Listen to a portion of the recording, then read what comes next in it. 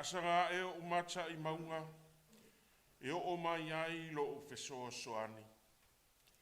O lo o fesoa soani mai le ali ilea, o le na whaia le langi a toa ma le lalolangi. Whaauta, o le leo leo ia Israelu, I le tule moe ia, e le moe lava.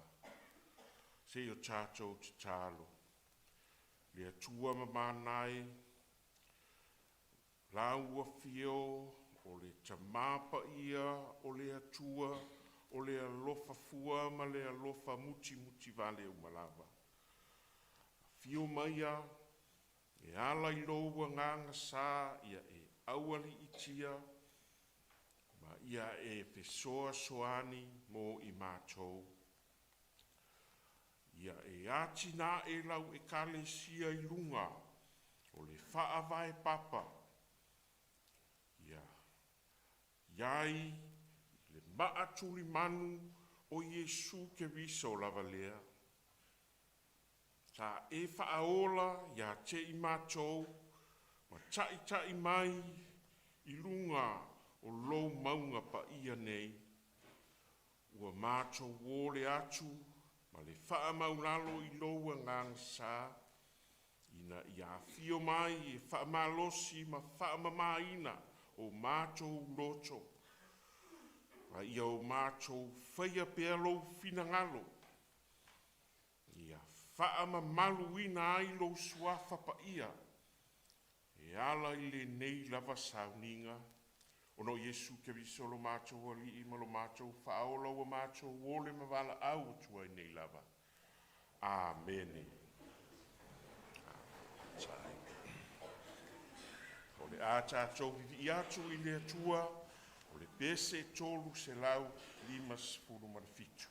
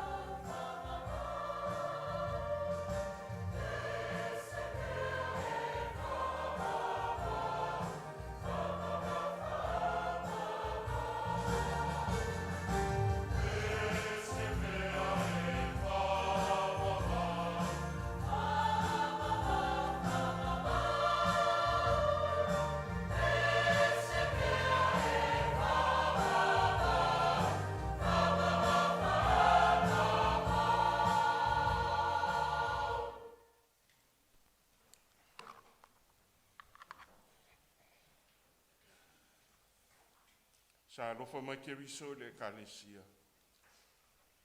Fua ina mai e ia te ia e whai mo na sui.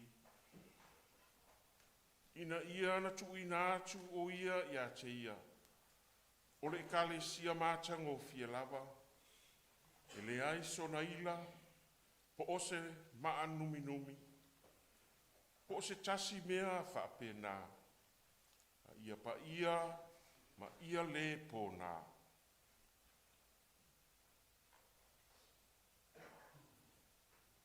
Ona o le suafa, o le li o Jesu Keriso. O le tupu ma le au o le kalesia. O le ua fio ai lunga ma ua awina ifo me alofa e manuia ai le kalesia. O le tino Keriso lea ua tātou poto. Ona ua tōwhia e tangata. O le kalesia, le nei whaapot potonga. A toa mai mātou nei. O lo tātou uso o Esera, ma le whaletua o Pauline.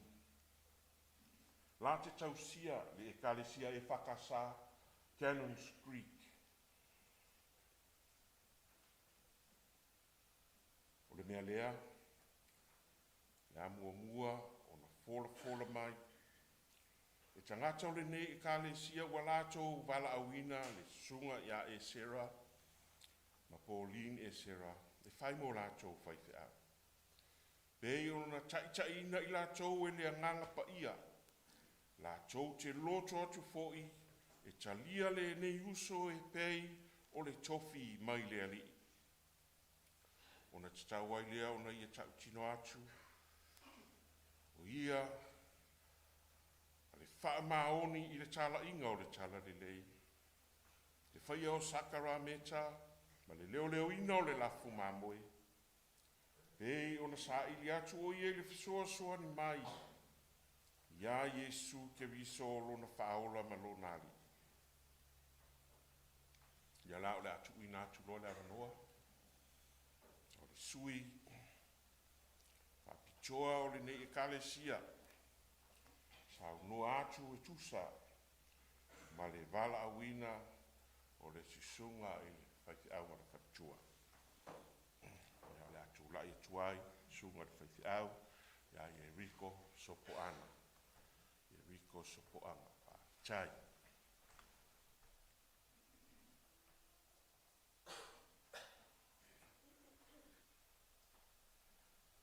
Lau sunga i le tai o le sauninga, lau sunga le toina, Fauolo ma le pai o le au waa, sunga le tama malolo pensione, toina i la au ma sunga le whawhengainga.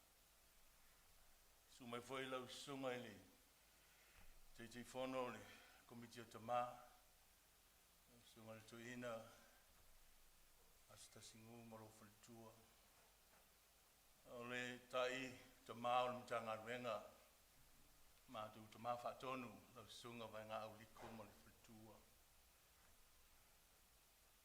Ia le au whainga ruenga, tu tofia le atua, i tu tono le mtanga ruenga, me ua whanga poto i le nei tai au.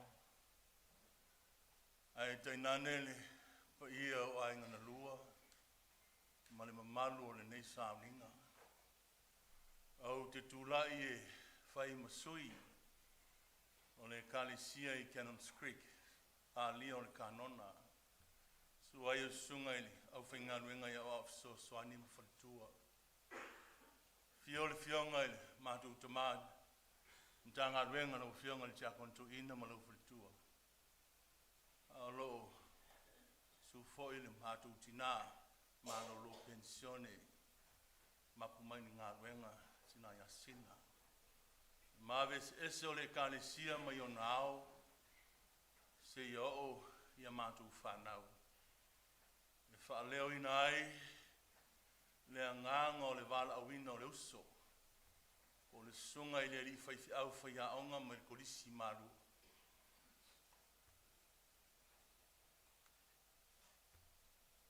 Whai ma whaifi au, o le kalesia. sui tūlanga i le tamaa ua fuli mai ni ngā ruenga. Tamaa ia au whanga whawhia. O le sa ngā rulua i le ngā ruenga i Cannons Creek.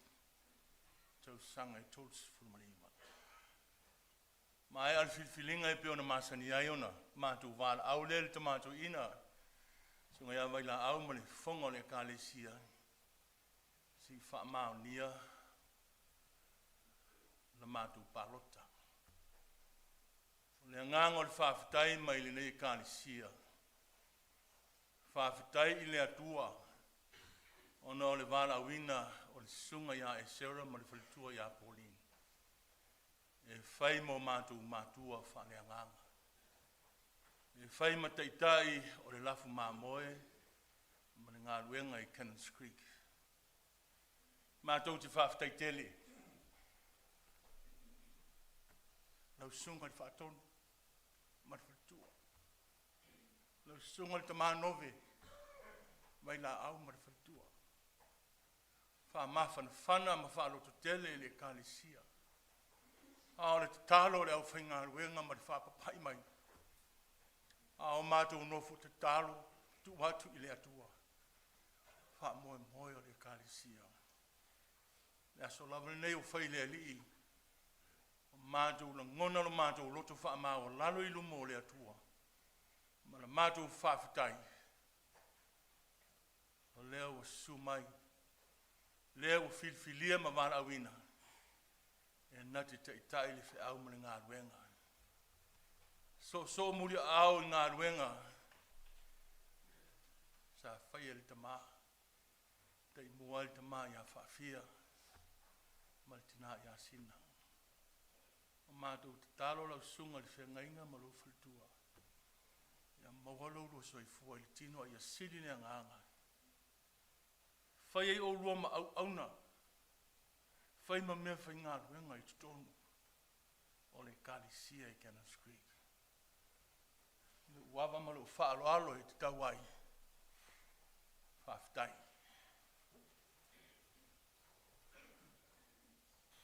La so o iloa ma le saunoanga.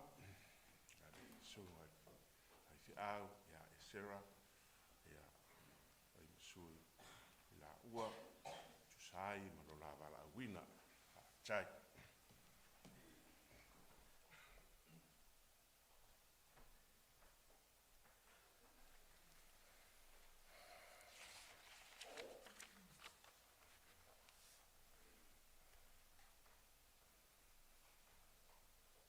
O te whaafetai lea li i aso umalava.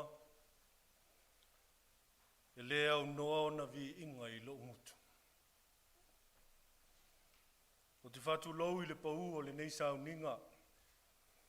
Suai le lau sunga i le taitai o le sauninga. Lau sunga i le toeina Fauolo.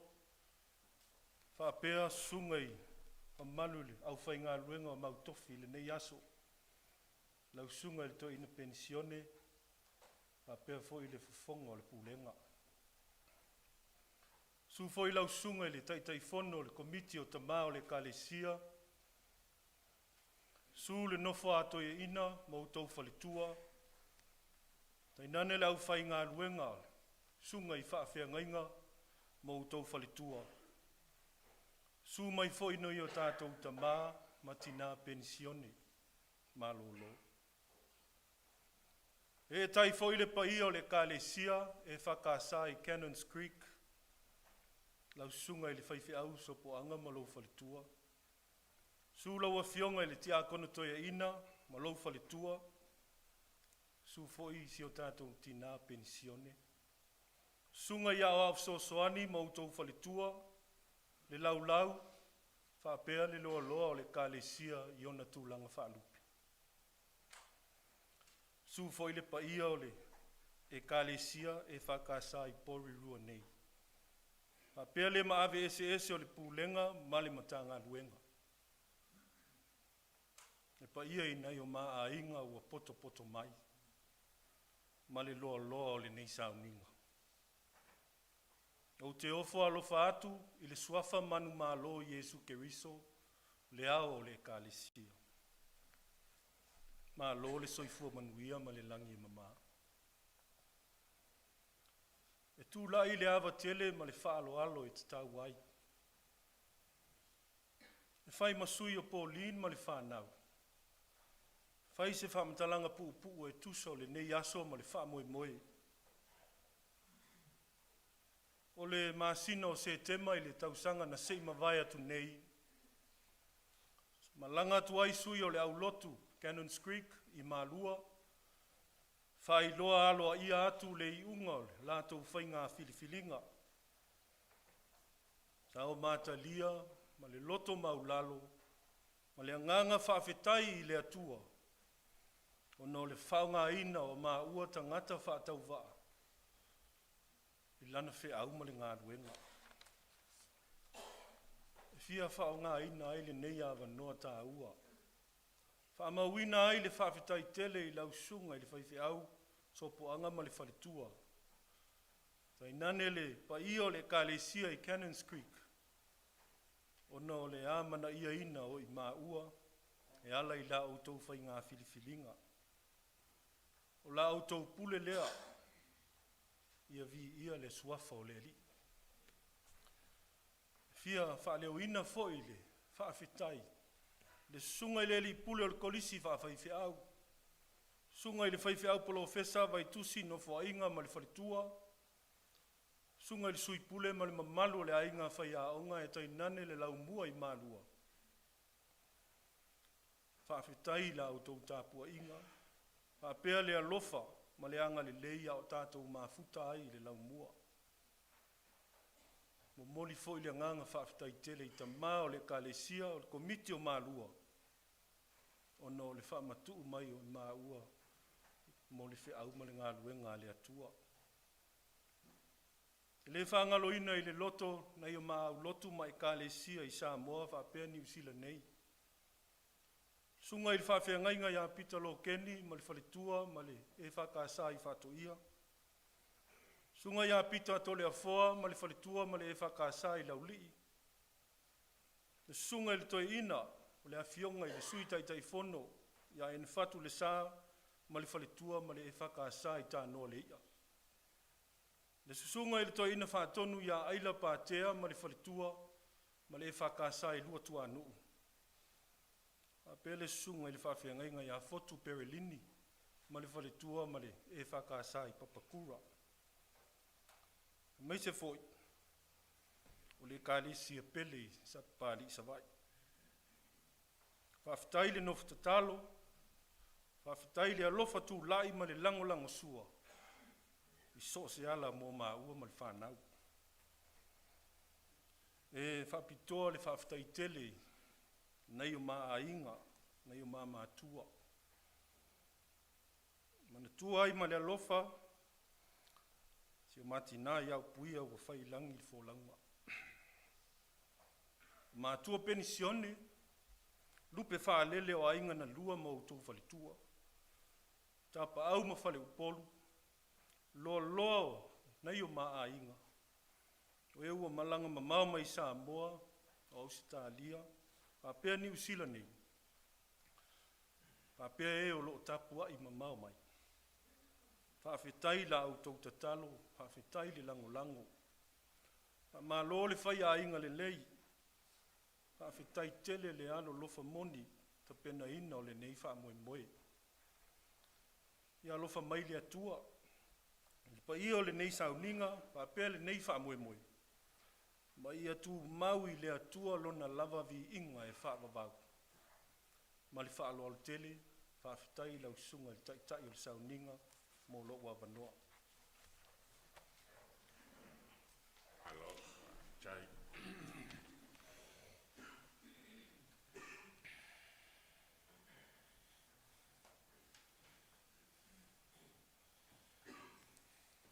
Officially, se tūrai mai na sunga le whaifi au ma le whaitua.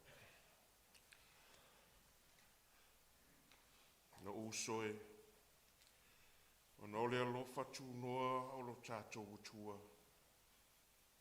Walai, o na wala au ina, o lua e le atua. O na wasau nia, Ma chou o sui o le matanga ruenga, tu ina tuai de nei kalesia I lau va aing. O lea ua mātou fesiri atu. O e tali tonu ea I lea tua e tō tasi. O le tamā, o le alo, ma le anganga pa ia. O e ta utino atu, o le alii o Yesu Keriso, o lou alii ma lou whaaola. O le ai tari mai, ua o tari tonu. O e tari tonu, o le tusi pa ia, o I le whiangainga tuai, ma le whiangainga fōu. Ua lava le lei e maua ai ia o onga uma. Tau le whaaola tanga e whaavavau. E ala I le whaatua ia Yesu Keriso. La e tali mai, ua o tari tonu.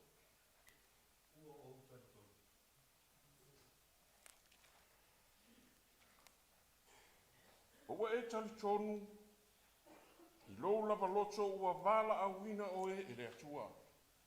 E te tausi I lenei e kalesia, ma lenei whaapotopotonga.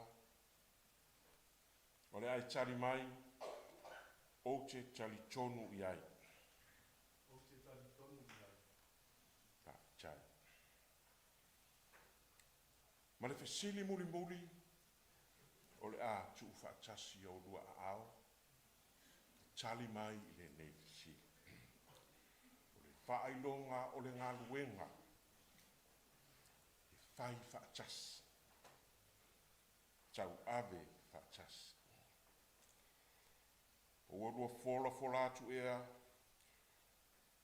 ua te whaia le ngā luenga I le whaamaoni, ta lai atu a fionga ale atua, a tausi I sakara meta, ma whai ma leo le rafu mamoe, ua te soifua foi I le soifuanga whaale atua, ma sanga whaamata ngofia ina ai a oa onga ale atua, ma lo tātou whaola I mea uma. O le aurua tali mai, I le whesoa soani mai o le atua.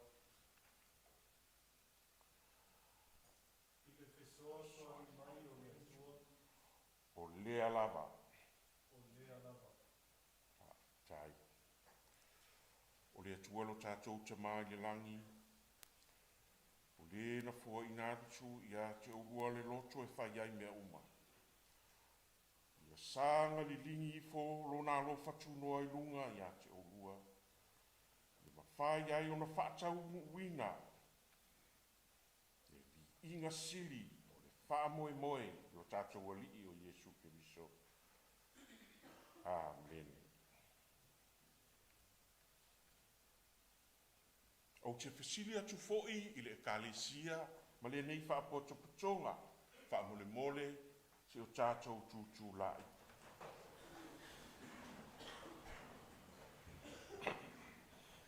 O usoe, o tūtino, tātou o le nei ekalesia. O uau tautalia, Esera, ma Pauline Esera. Whai ma whai te au le nei ekalesia, o le nei whaapotopotonga. Uau tau fola atu, ia te ia mai. Ma uau tau, ta utino e whesoa soani atu. Ma awa, ia te ia, ma I nā ua. I mea uma, o lana ngā luenga wha auna ale atua. O le au tau tali mai, ua whaapea lava o na mātou talia o ia.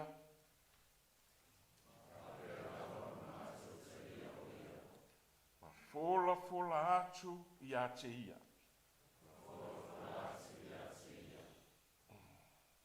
Te tātou te tāra.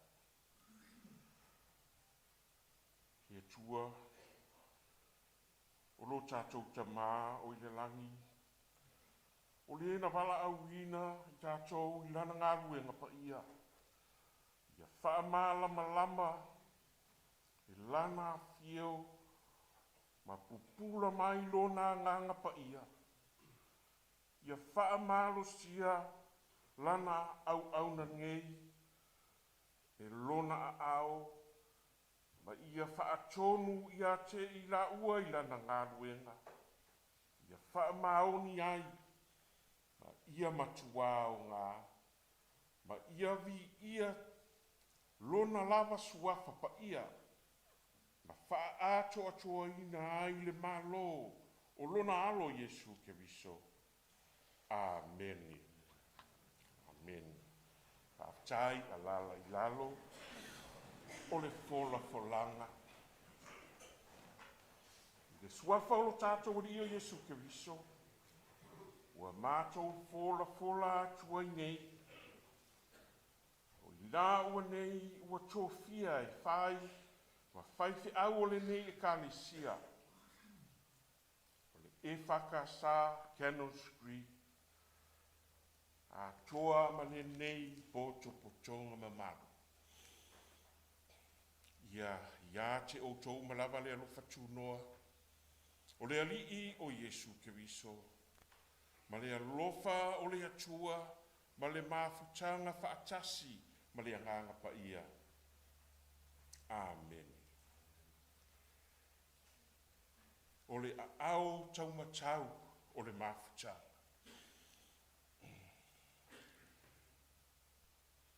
Ia la, whaiai au sui. I le au tau matau. O le mafutanga, mafutanga.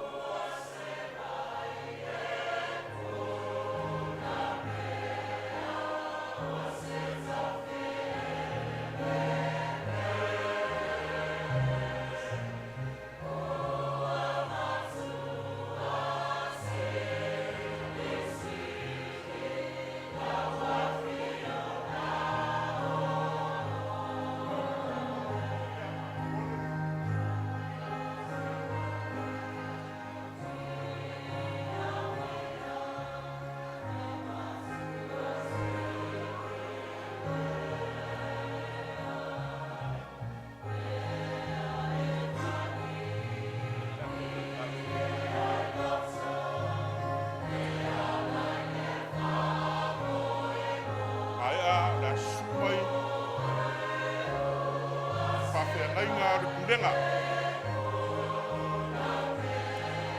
Sunga I whai au o le pulenga. O tau whanatua, tala mai o tau au. Pai te au o mato kurenga, so wai.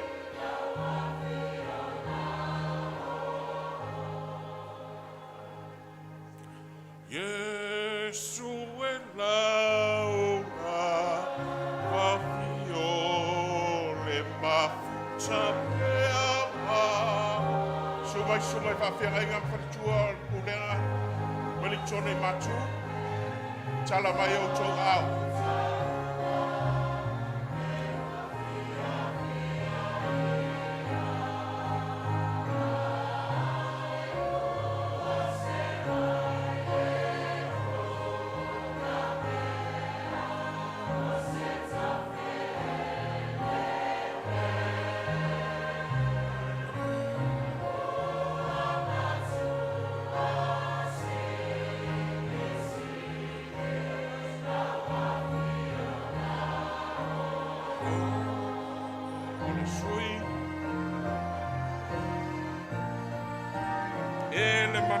Tele.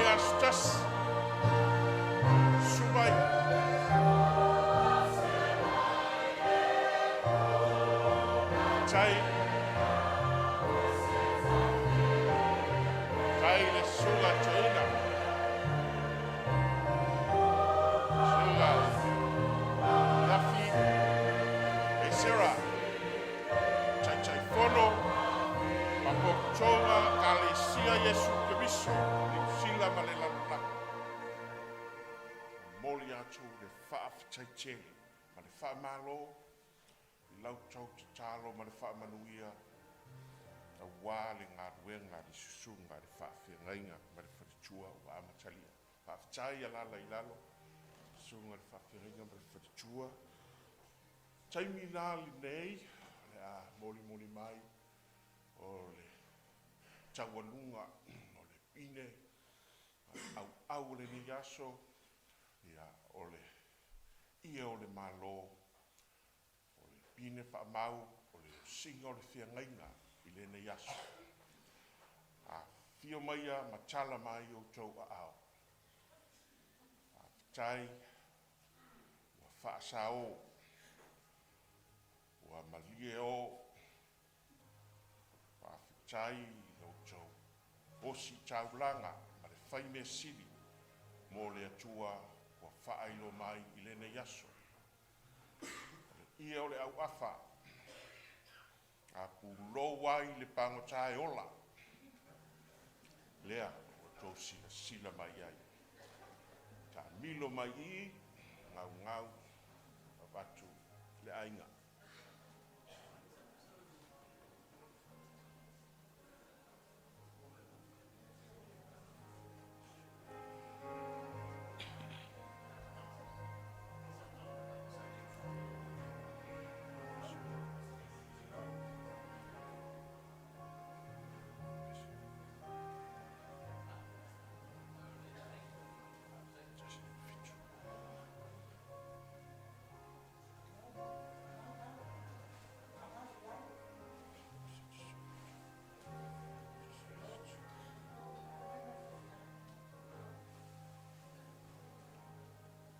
Tatou tue pese se lau lima sepulu ma le fitu.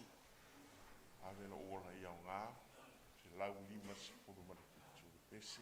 A maea, o le asau no ato, le tatou tamā, pensione i awai la au, mo tatou tāru sanga.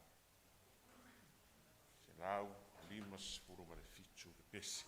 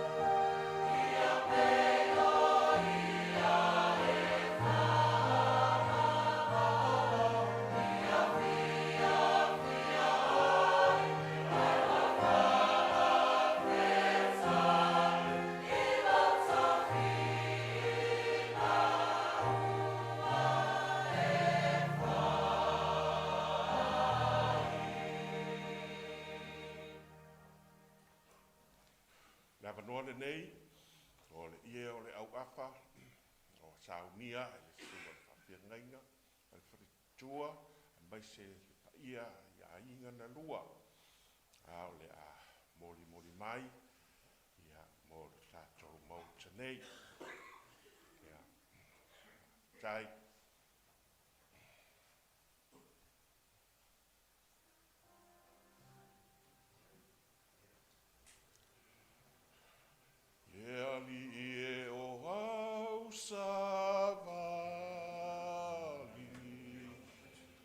tali se uma le sauronga sto ina lea. Tai lava.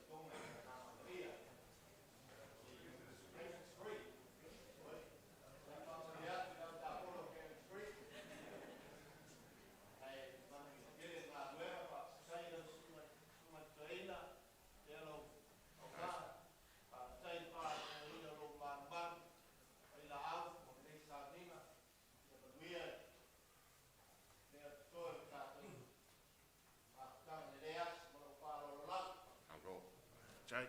Ja. E mele nei ia le asauno atu le sunga. Mai ia vai la au tatu tatu sanga. Tai. Teo tatu talo.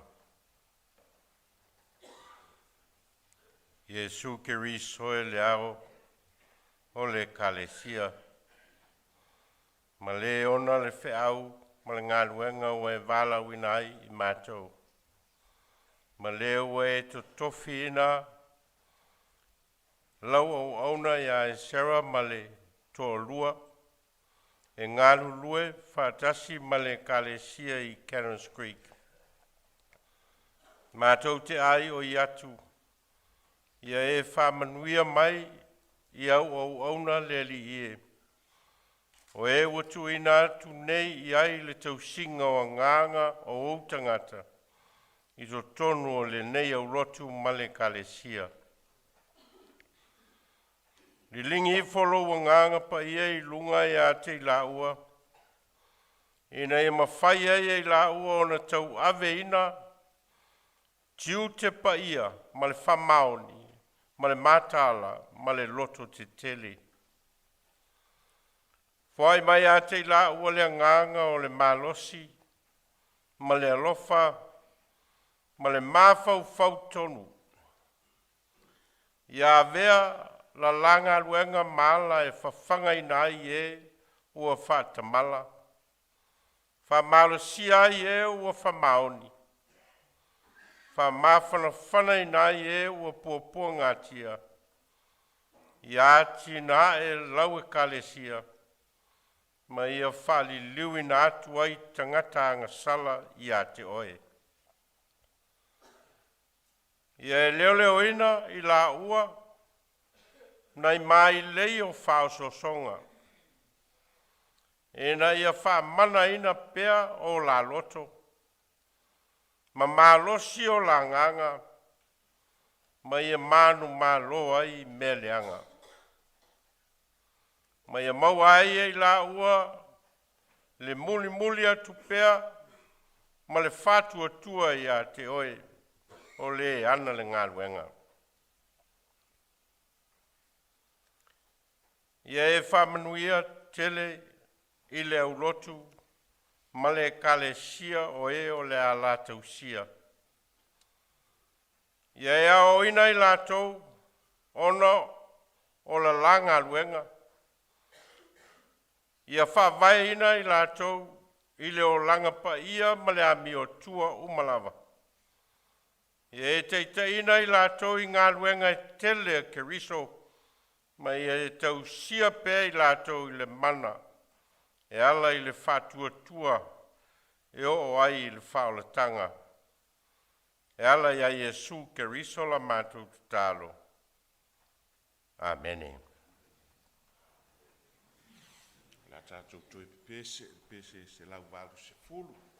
A mai ale pese, ia, ole a sauno ato, ia, sunga ia, taipisia lau vi, ia, mo se upu, saunia mo tātou i ne yaso, se lau walu se fulu de pese.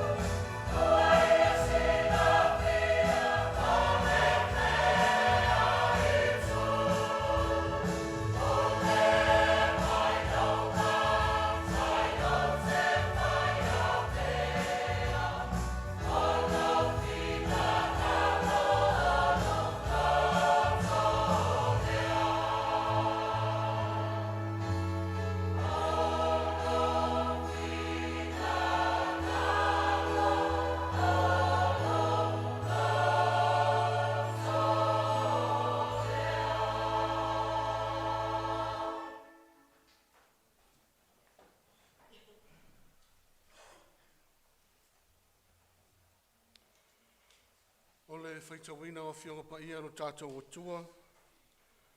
O le tusi filfilia o le nei aso e tusa ma le whaasinonga te tusi whaitawaso. Maua mai le tusi o e feso i lona mtau po e lua. A o le whaiupo e wha e o le whaiupo e sefunu. O le a o whaitawina. Whaafonga mai o nisi nei o fionga pa ia no tātou o tua. A o le atua ua iai le whaulai o le alofa. Ona o lona lava alofa tele na ia alofa mai ai ia i tātou. A o oti lava i tātou ia mio leanga. Wana whaola mai ia i tātou whaatasi makeriso. O le alofa tu noa ua whaola i na ai o tau. Wana toi whaatutu whaatasi mai foi. Ma whaano nofo whaatasi i tātou makeriso Yesu i mea o i le langi. Ina ia whaalia i tūpulanga te li le sili ese o le whaulai o lona alofa tūnoa.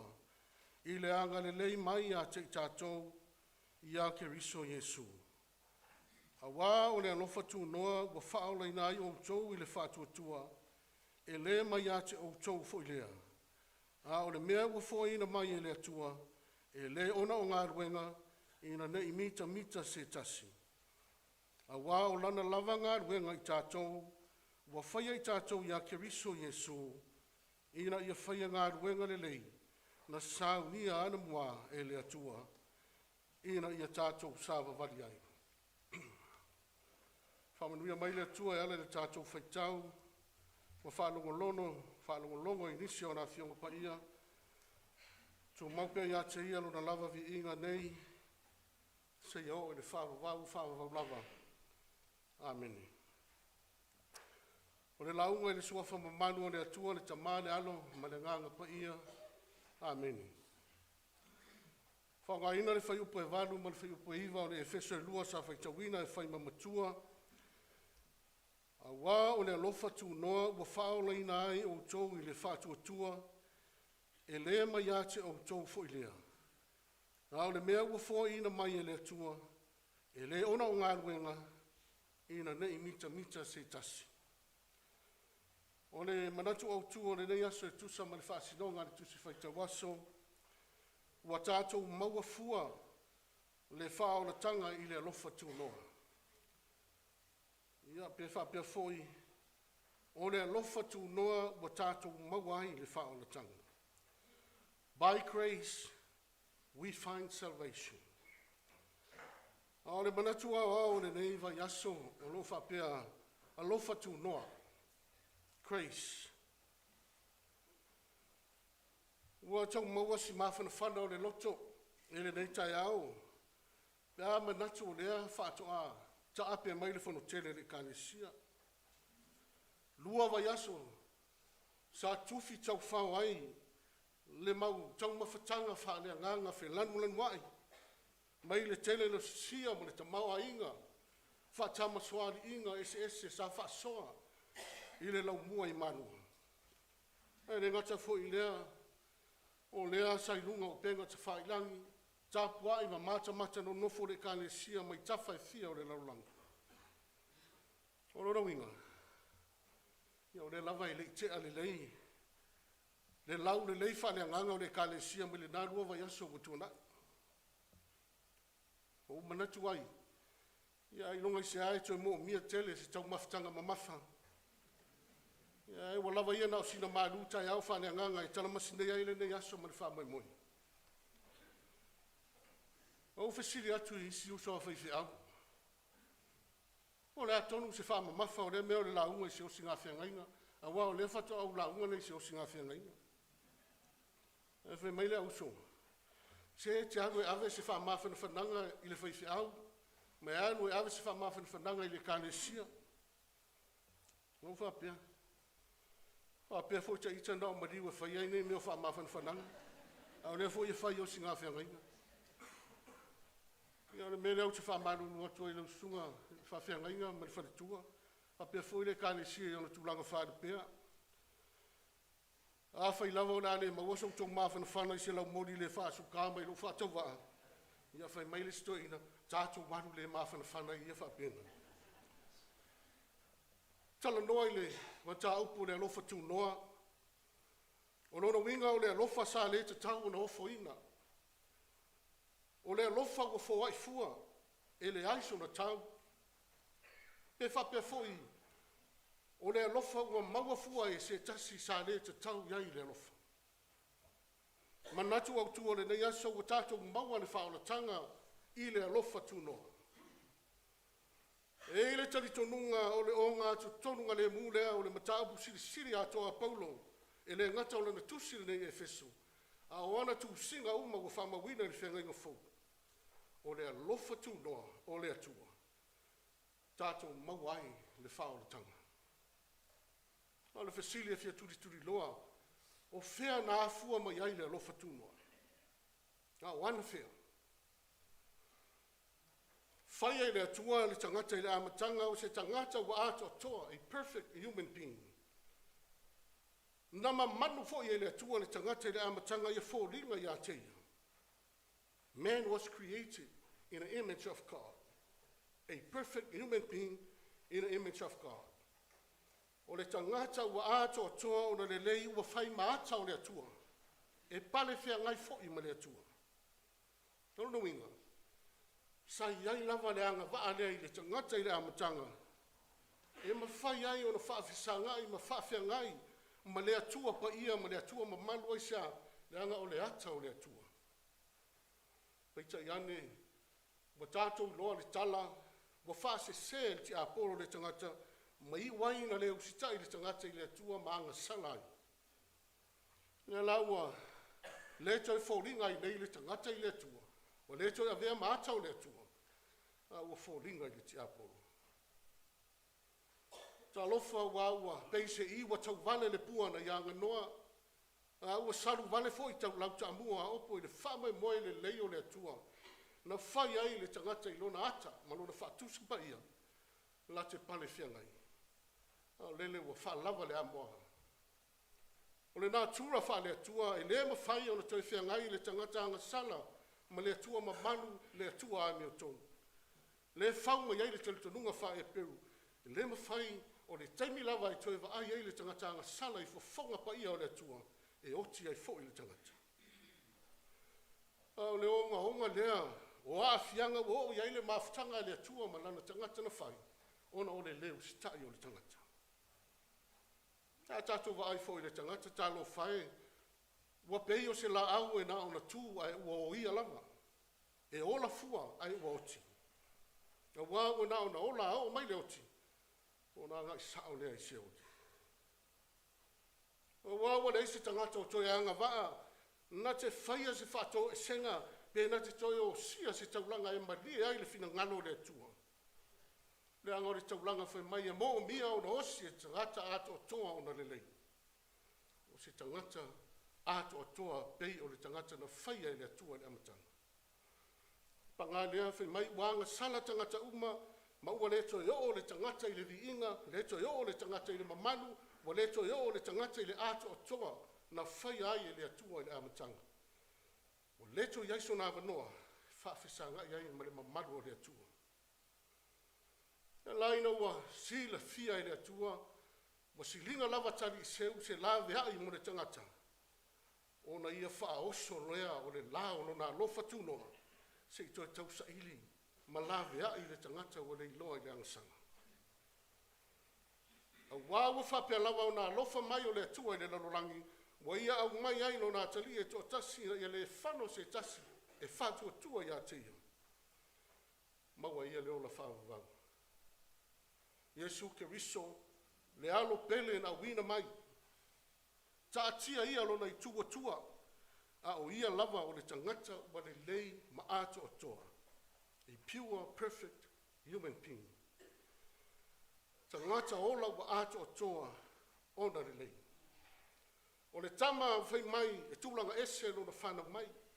Whai mai e leo le manao le tino na whana wai o ia. A o le anganga o le atua na wha malu i lunga o le tau pou o Maria. Whana wa le tamanea. O ia lava o le atari o le atua. O ia fo'i o le atua li utino tangata. O le tangata lava e toa tasi whai mai wanga waa ma le lei fofonga o le atua. Na te toi o sia se taulanga wha mangalo mo le tangata angasana. Le taulanga whi mai osi. E osi lona lava soifua ma le le pōna. E alofa tū noa le nao le atua. Alofa sa le te tau o na ofo ina mo le tangata anga sala aisea.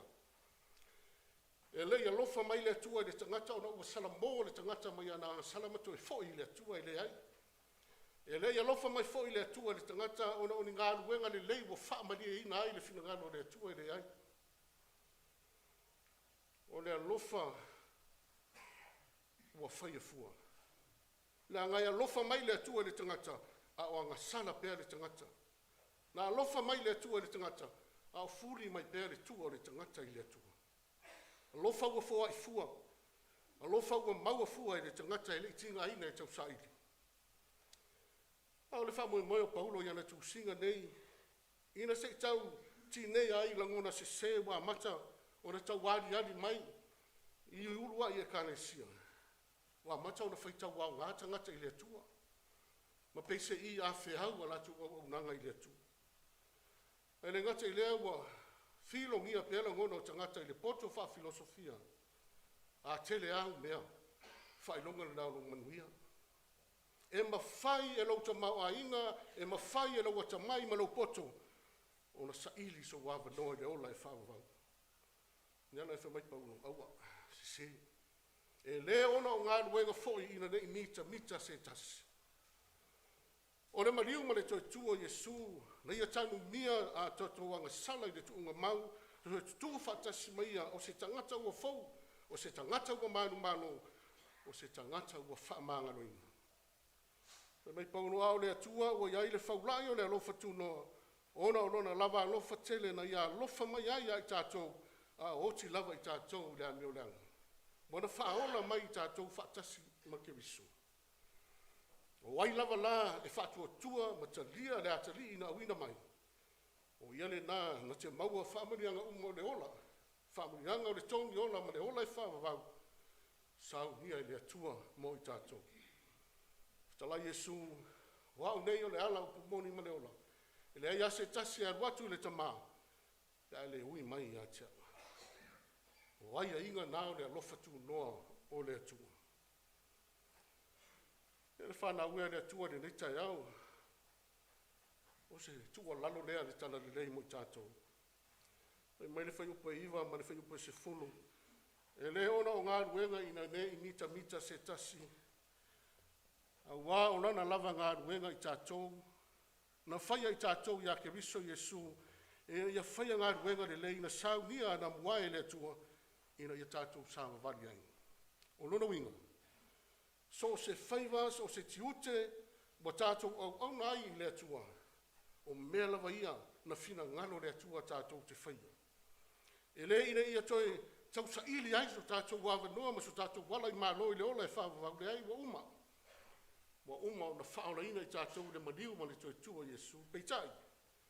Le anga le whamoe moe le ana whaia i le atua le tangata. Ina ia whaia ana whi au maana ngā ruenga e whina ngā iai. Pe whai whi au la, pe tangata lotu, a wafo ini au sianga wa mawhai o le tātou au sia i le ola nei. Au a lava, nei mita se tasi. Le anga i le o mea ia na maua ai lo tātou whaola tanga. O le whaola tanga na maua fua i le alofa tū noa o le atua lava ia. Ia lau sunga le whawhiangaina, Esera, ma le wharitua. O te lei noa, pe whape whea, ona a o le mele o le whiwhi au. Te le ata ngatai, no nofo maa o au isi i le ngā ruenga whawhiwhi au. Au te leo matua mauti noa le lei, pe whape whea ona a o le mele o le whiwhi au. Leanga o le mea pa ia o le mea tau le atua. O le nei lama fo i e tau a o la ta ita whiwhi au.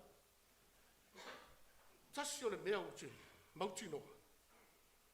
O le anganga pa ia o le atua e ou le ngā ruenga. O ia le nana te a o ta wina, ma a o ina, ma whaatonu fo la wina o lua i lana ngā ruenga. Awa lavani o lua whamoe moi, so lua poto, so lua ta mai, so lua malosi, o so lua ta mau a ina e whaia i ngā ruenga. E ngai tasi ala ngona tau whaase. E tasi ala ngona tau whaase wa a whai nai le tō tele o lau whi ngā ruenga. Tu wai ia, nau mai, Tua ia na amata le ngā ruenga se iau tanga atu e whaire melea, whaire melea, whaire melea. Tua ia na amata le ngā ruenga se iau tanga atu e whaasao le melea, whaasao le melea. Tua ia na o mai, amata le ngā ruenga se iau tanga atu e whaatepa le kālesia. I lo matautia, i lo wata mai. Mana tua, si o te lima lava e, toi pa ia ai si o te mata. E anga e leo le malosi e leo le fita fita. O le nganga o le atua soifua e whai ai le ngā ruenga. Wa uma lava ona whata oto Iesu le ala fua e a mata ai le ngā ruenga. Whata i tai e Iesu i lona au so o le ngā ruenga e a mata i le ia so loi ma le apa whanu. E leo se sa ilinga ma malu po aia mawanunga o aia mawanano. E leo se tuunga foi po aia sao sawa. Ia mia le tamu enga whawhaifi au. Mana tua nei toi ina wa tō wha mai tia sāsa. Ta o maua mai le pūlenga. O la lātou tua lalo whaatasi lenga. Whai mai tātou te whiwa e whaile ngā ruenga le tua e le uma. Uma atu foi o tātou teini o mai stama o e le uma ngā ruenga le tua. Whai marie, ma whai maru o loa whaiwa. Ma wha moe i le alofa mai o le tua. E nga esere malaire o la mua ta aloai, esere. Mai le whai a onga i manua i le avea ma whai au tausi au lotu. Es. Ma salo ua maua so fiso soani mai si o tua a wala ia na ui mai ai fo ilana sawanina. Tātou lo lava manua.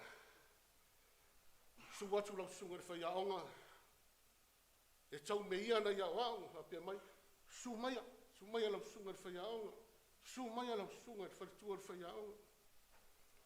A e sau noa lava foi, e le asi se toi tari mai, pe sao, pe se, pe le nei pe le anga. E le asi se toi tari mai. Nau le nao le anu ta anu le ta alunga whapolo fesa. Au ta alunga whapolo fesa. E te whaalonga tua lai mui mai o istia kono. O le tālonga whapolo fesa, e te launga tua e lulu mai ulo le stangata lotu e le te ria lau lau. Ia e laki o lua e le whapena lau lua e kāne isia. E tasi o le mea. Tasi ia mea e āmata mata i o na whau lau lua malosi whawhai whiau. Mō le ngā ruenga. O leo te ilosa e whai aonga le matau sili marua. O lea lao le a matau na e whaalonga le matau sili matau tia ma mawai. O matau sili e sewa. O matau sili a nei tangata na tau tua mai lava i le tua tātou te li whāna lau.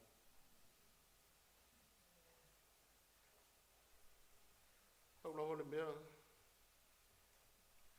Aua nei ngau sia lo to o maso loa lo fu e whale nganga. Aua ni e vai la unga.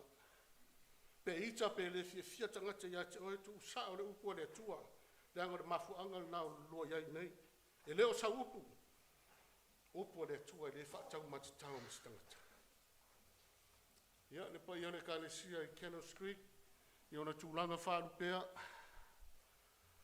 O le whato alu lau tau whaadua. E hui aina. Lewa le kālesia, a le whato alu lau tau whanua, tau te le iau mua iai. Sa au tau tausi toi ina, sa tau lawa fwoi le niusina lau tau tau tua, lau tau whenga inga osi na whato atatala nei e le oti. Fasili atu ia Esera pe whiono tau sanga, no ne tala vau se au tau whawhenga inga masi ona whalitua. O le ngana e masani ai sa tai ai fo i lau whaalonga i popo fau ni ngā ruenga. Whaifi au fau. Whaifi au lahiti. O le au mosi. Awane i ngalo Cannon Creek. O le whaifi au o le whaifi au.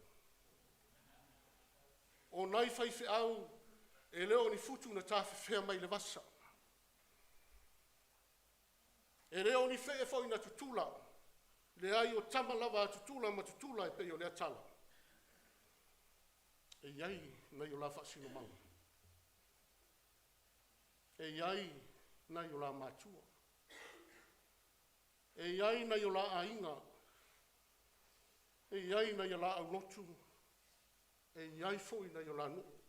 I la tau o lo po le fala maula le muni la tapo ia o la whaiva i ngā ruenga o le āmata nei.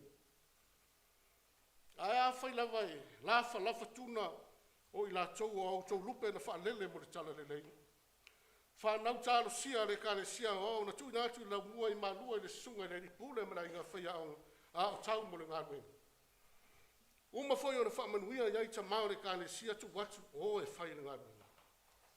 Le la o foi mai me le la o rive mata. Fa so atu le tala le lei ma o tau.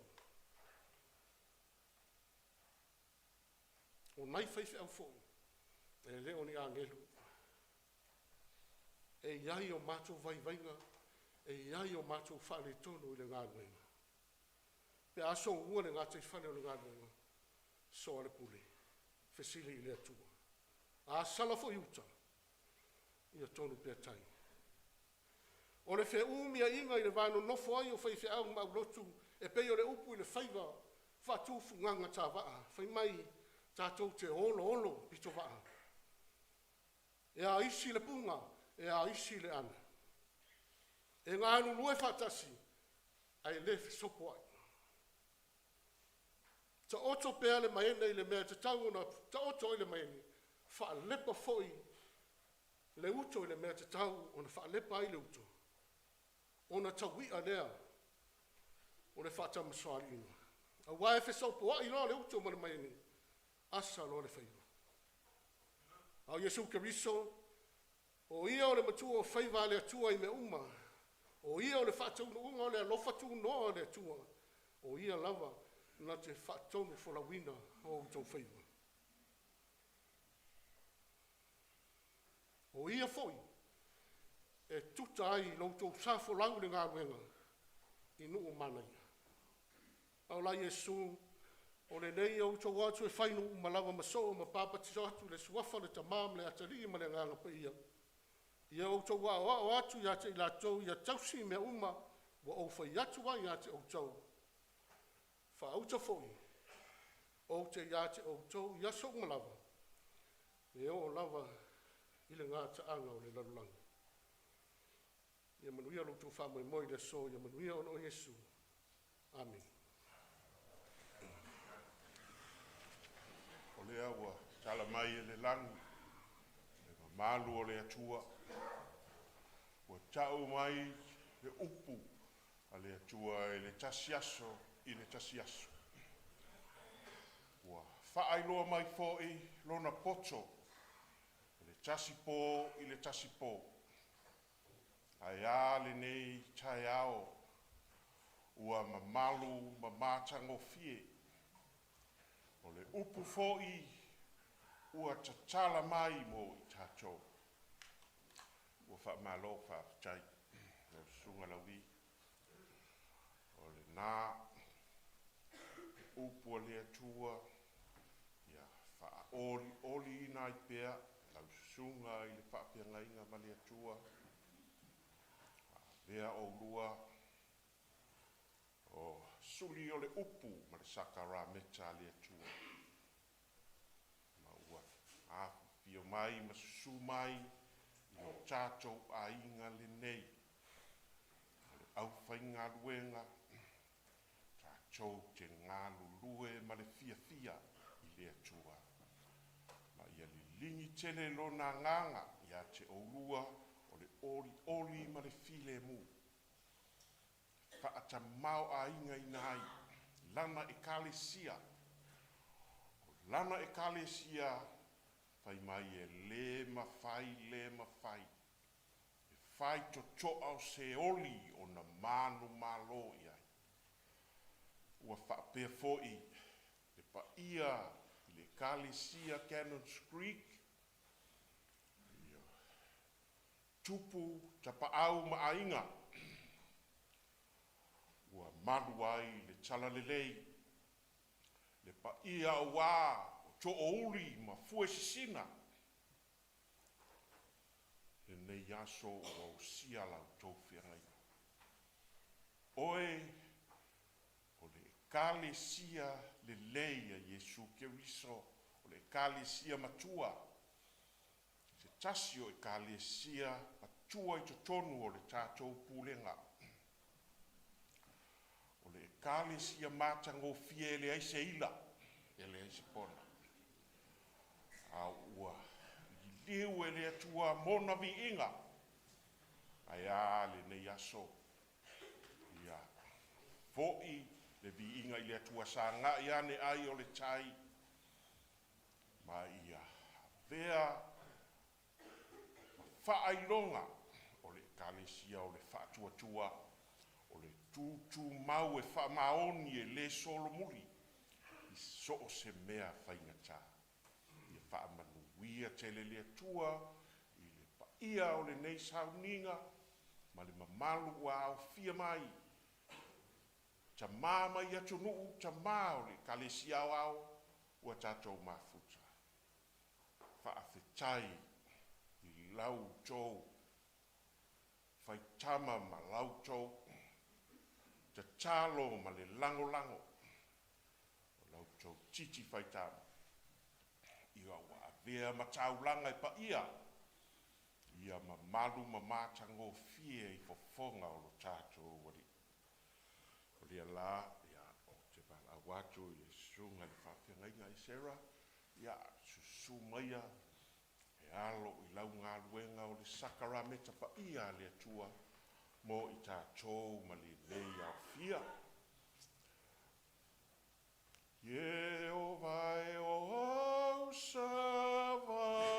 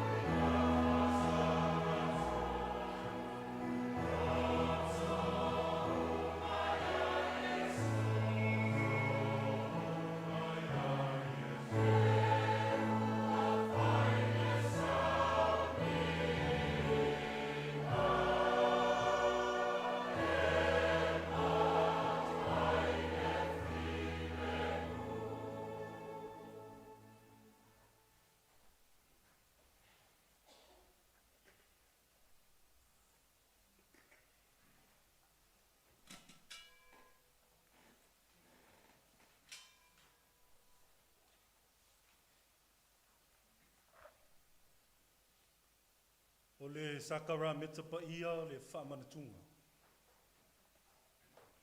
O uso pele o no le alii, whaafonga mai ai upu o le whaatonunga o le tali suanga lo tātou alii o Iesu Keriso, e pei ona maua mai le apostolo Paulo. Wa au foi na o maua mai le alii le mea na o tui nātu ai ia te outou. O lea lava pō na whaalata ina ai le alii o Iesu, na ia tango ai i le areto ua ia whaafitai, o na tofi ai lea mawhai atu. I nā tango ia i nā ai, o lau tino le nei wa tofi ma sui o outou. I outou whaia le nei mea ma whaamanatunga i atea. Wa ia whaapea foi le ipu ina wa uma o na ai, o whaapea atu, o le ipu le nei o le whenga inga fau lea i lau toto. I outou whaia le nei mea ma whaamanatunga i atea i aso uma tau te whein wai. A wā o aso uma tau te ai le nei areto ma wheinu i le nei ipu. Tau te whai loa tu ai le maliu o le li se ia toi a fio mai o ia. O le te talo whaafetai. O mātou tu ina atu le whaafitai la o fio le li ie, le ta māpa ia, le siri e se, le atua whaavavau. O le na whaia le langi ma le lalolangi ma mea uma wa iai. O le na whaia le tangata i lou lava whaatusa. Ma ua e alofa muti vale ia te ia. A toa ma mea uma na e whai. O mātou manatua lou alofa na wā. Ina ua tea ese le tangata mai la ua fio ona o lana angasala. Na e sa ili atu ia te ia. O le mea lea, o mātou whaia le nei sauninga e tusa ma lona whaatonunga ma le anganga whaafetai. I le ua mātou ole atu i la ua fio le tamā ma le loto maulalo.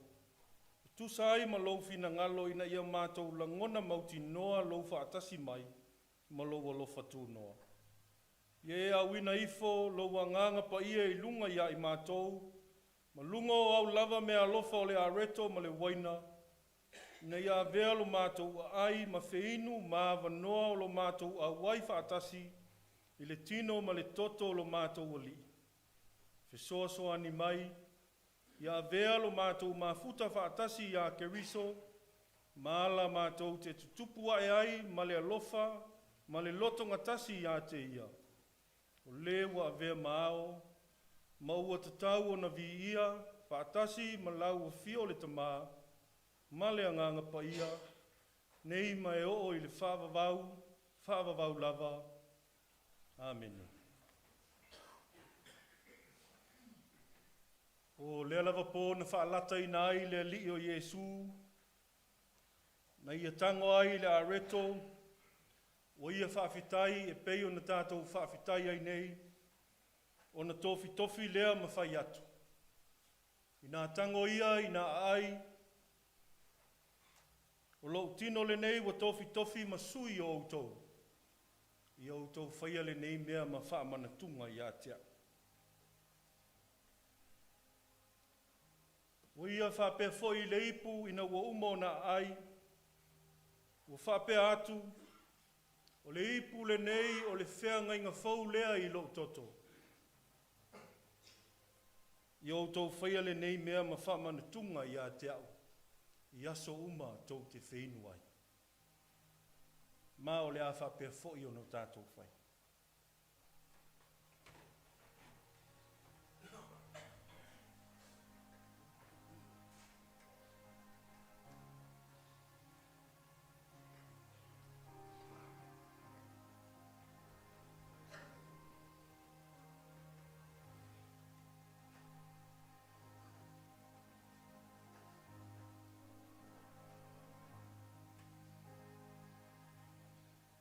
Nā tango ia i nā ai, o le tino le nei o keriso, o tofi mo outou. I outou whaia le nei mea ma whaamana tunga i a te ia. A tau ao ina le areto, ta lia loa ma le loto whaafitai. Watu ia ma le manu.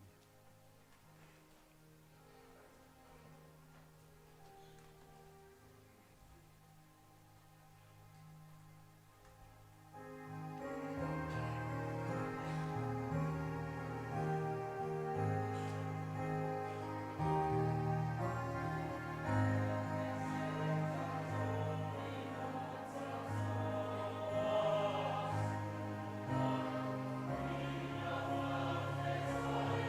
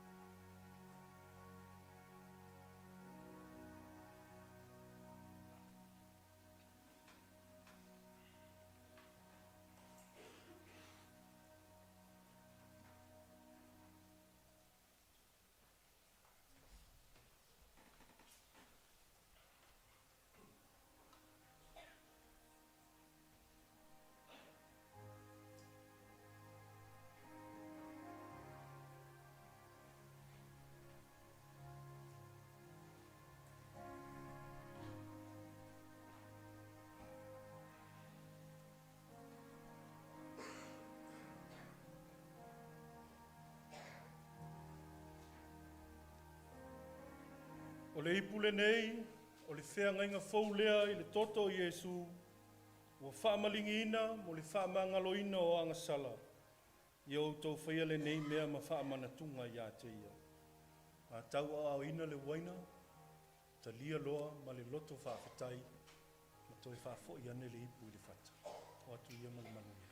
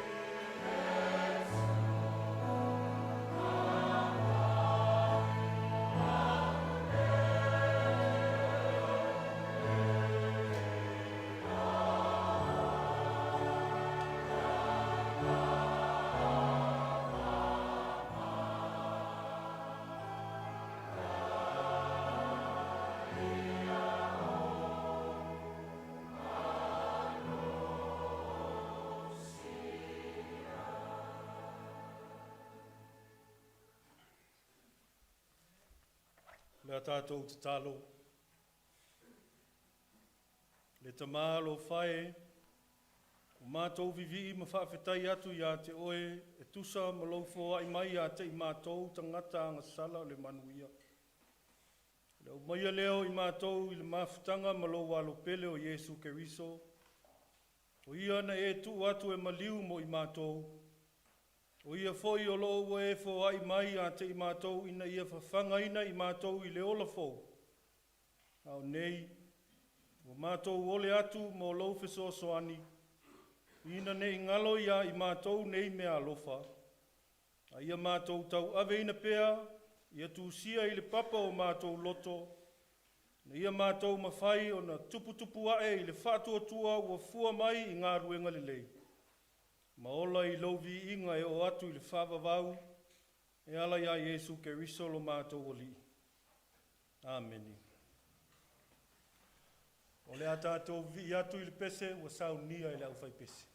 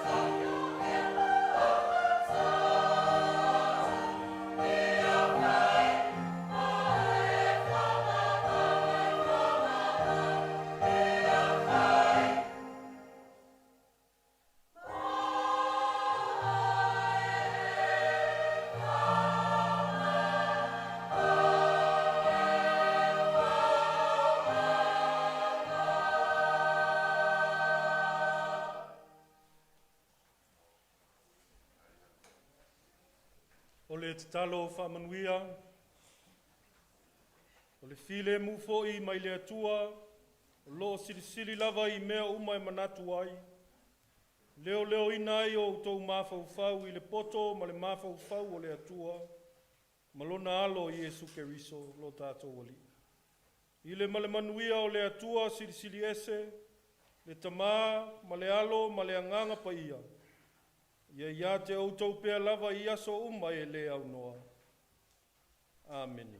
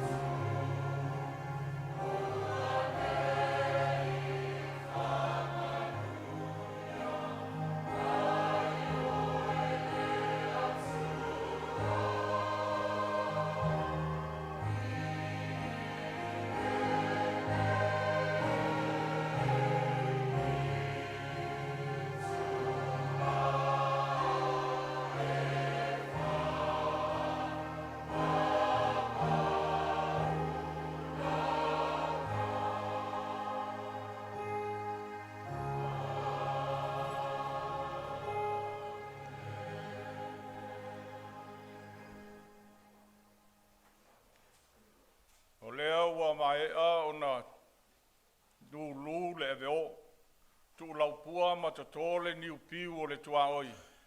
E sa ai le vata puia o le tangata soifua ma le tua o sa paota. O lea foi ua maea o na pai urufanua upu o le nei tai au. Ina ua maea o na tuu itai le fuavaa o le sa tele, ma ua momoli I le atua lo na matu pala. Lea safi ta itunga iai, le susunga I le taitai. Le susunga I le whaifeau toe ina, ia Periti Fauolo, ia e maise o lona au waa filifilia. Le susua ai o le susunga I le whaifeau pensione malolo manu malo le toe ina, ia e maise o le a au tustusi o le pulenga. Ave ai lo whatau waa e whai mafufonga tau momoli o mātou mātua whaleanganga. Ai maise o le paia o le nei au lotu. E momoli atu ai le anganga o le whawhitai ma le whamalo. I lau susunga le taitai. Ai maise o loutou au waa. Ia e tusai fo'i o le nei tai au ma le tapua inga mamalu ma le paia. O le maalie ma le matango fia I luma o le atua. Ia wale o singa whiangainga a le nei au lotu. Ia e maise o le mātou whawhiangainga ma le wharitua. Whawhitai mo upu folfola. O lea lava ua momoli tarsanga I luma o le atua. Ua tatala foi le tusi o le ola.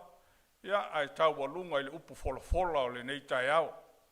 Ia whawhitai lau sunga I le tofi.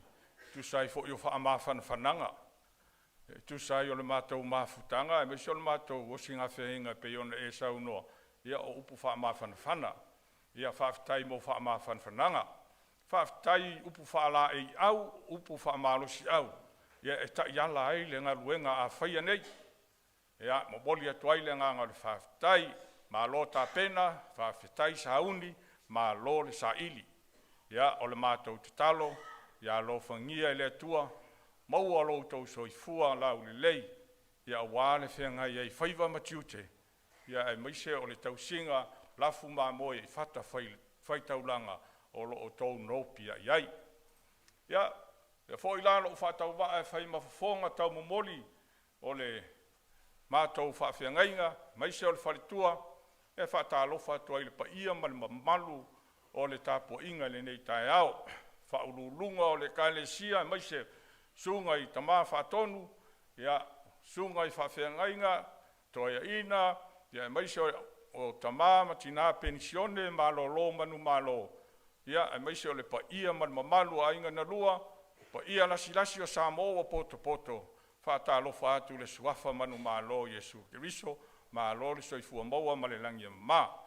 Ia mo hone nei avanoa, whawhitai whapitoa atu ai I le susunga le toia ina pensione malolo manu malo ma le wharitua. Whawhitai mo le whaavanoa ina o le nei maota. E tusa ai o leo singa feagai ngā le nei e ka le sia. Whaafetai le anga le lei, whaafetai le alofa. Upu moni, e tau te whaia lava e o tau me silisili, mo o tau manu malo ai. Ia, ona whaatai leo sa mātou whamatalanga, ia, o te wala au atu I le ava, ma le whaaloalo, lau susunga le taitai, o le sauninga, lau susunga le whaautoe ina, ia, malou au waa filifilia, ia, e maise o le paia o le tapua inga le nei tae au, ia, susunga I tamā whaatonu, sunga I whawhengainga, tau whaletua, ia, ma le lasi o le tātou tapua inga le nei tae au, a ma ea le tātou tapua inga. Ia ona tātou a ngā ia tūlea I oile, I le hola le nei aulotu, Cannons Creek, ia mo I lātou e le silafia, ia o le numela tasi,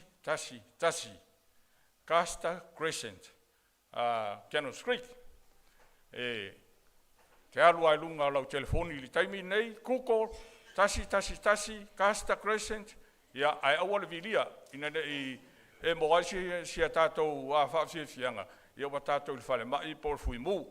Ia o le whaninga lea ma le awa ma le whaalala I tau ai, manu ia tele lava, ia toi taimi o le nei aso, so I fua mai manuia.